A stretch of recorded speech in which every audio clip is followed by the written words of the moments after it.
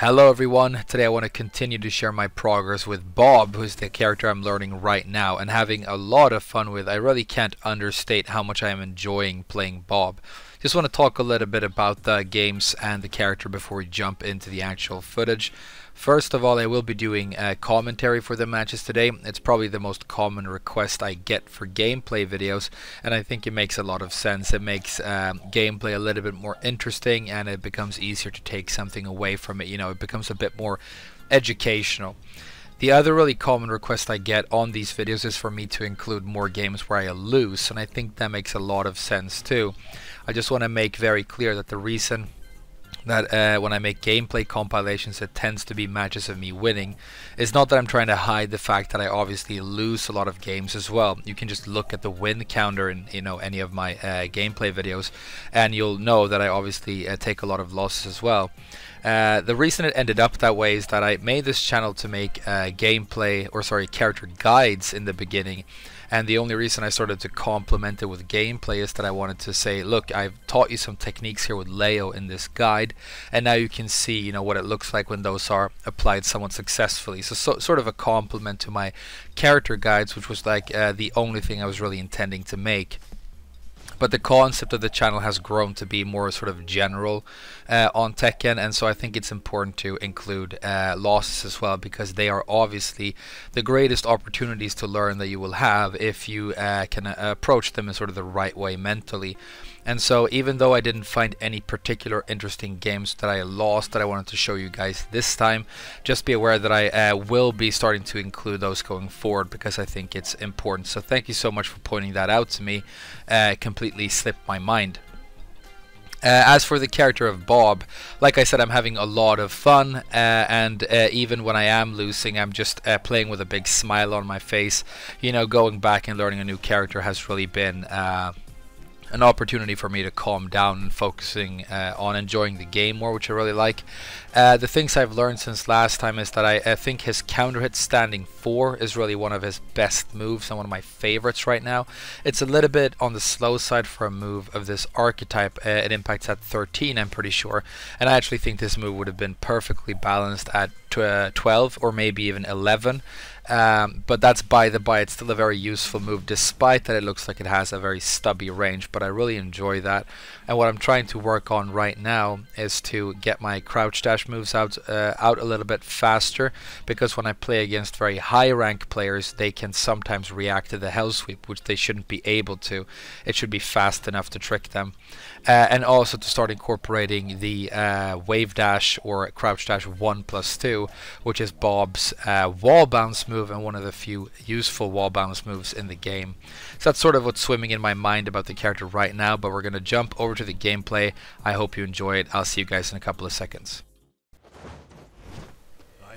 So our first match is going to be my Byakuya promotion against this Yoshi. Very slippery character, of course. It's important to try and sort of remember what important opportunities you have to duck him. I feel ducking online Yoshi at the right time is really the one of the key points to beating him. I whiff a big lariat there and get whiff punished. That was bad. Here I do a hell sweep on the shine or the flash, and I attempt to go for the wall. I did up forward 1+2 4, which just barely didn't work. If I'd done the 1+2 extension instead of the 4, that would have probably splatted and given me the round, because it splats a little bit further and does a little bit more damage. So it's the slightly better option, but of course it's very punishable on block, whereas the 4 is the duckable option. Okay, I'm just going to bully my opponent with a couple of lariats, trying to push him towards the corner. He starts trying to walk out. That's something that I should have ducked. I set up the 1+2 grab with a couple of pokes, and you can convert that into a wall combo. And here's a big bonus for you guys. An actual successful wall bounce into a full combo, which doesn't happen often, but is very cool. And I actually love Bob's version of the wall bounce, because it's a mid that has a very potent low for the mix-up in the shape of the hell sweep. It's actually a move that Bob already liked to use at the wall before the wall bounce mechanic came out. And I think that's probably the way they should have made these wall bounce moves a little bit more relevant. Look at moves that characters like to use at the wall already, and then maybe give some of them this cool new option. That's a way to make them a little bit more relevant, I think. But Bob's is really powerful, it's cool. You could see me attempt a wall splat with the sidestep lariat right there, but the angle's a little bit wrong. This is interesting. The reason I didn't finish the rage drive right there is that the first hit got blocked, and when that happens, what a lot of experienced players will do right there is they will attempt a rage art. Now the second hit connected, which meant that he couldn't do that, but I failed to react to that in time. But you got to be very careful about finishing that rage drive against somebody experienced, because if they have the option, they will very often go for the rage art right there. Next, I included this game against Nina, who is one of the more sort of stressful characters to play online because of her extremely high tempo, right? You know, attacking a lot, lows, throws, and everything else. Counter hits, crush moves. I managed to take the first round though. It's just kind of a scramble, but I felt like my opponent was lacking a little bit of precision in his offense, which made it kind of easy.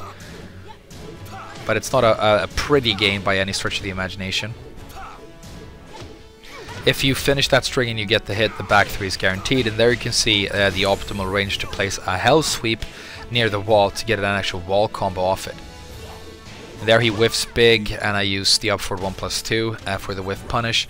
Really, probably Bob's most important move, one of my favorites. And if you look at high level Bob players, they use it a lot too. It's obviously one of his best moves. It might even be the best by far, I think. It's risky, but it's got the mix-ups in there to keep the opponent guessing. I get a counter with a down 3, which is Bob's version of the firecracker, and essentially a panic move. So you can place it when you have a strong feeling you're going to get a counter hit, but when you don't, it's duckable, so it's dangerous and a little bit scrubby. So if you're going to place it very deliberately.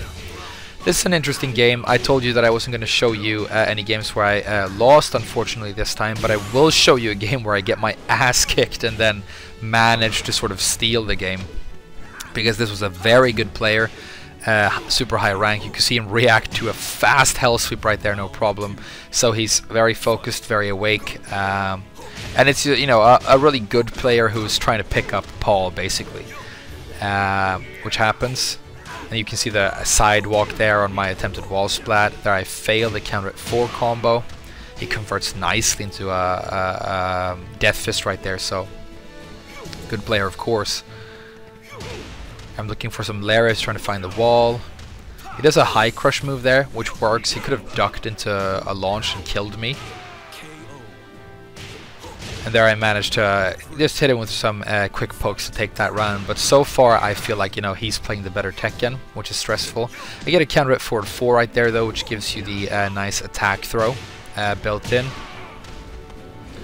He's pushing me towards the corner. You got a roll right there to avoid the trooper roll. Very important paw move to keep in mind. Gets a counter hit, and now I'm in trouble right here, right? So I attempt this throw, and I completely misjudged the distance to the balcony. I could have broken that balcony, maybe killed him downstairs, and I messed that up, and he ducks the back 2-2, which is rare and difficult to do. And the only reason I take this round is my opponent messes up the wall ender right there. He gets a little bit greedy. It's not easy to stick a death fist on the back like that, so he probably should have just waited and done something quick like a low.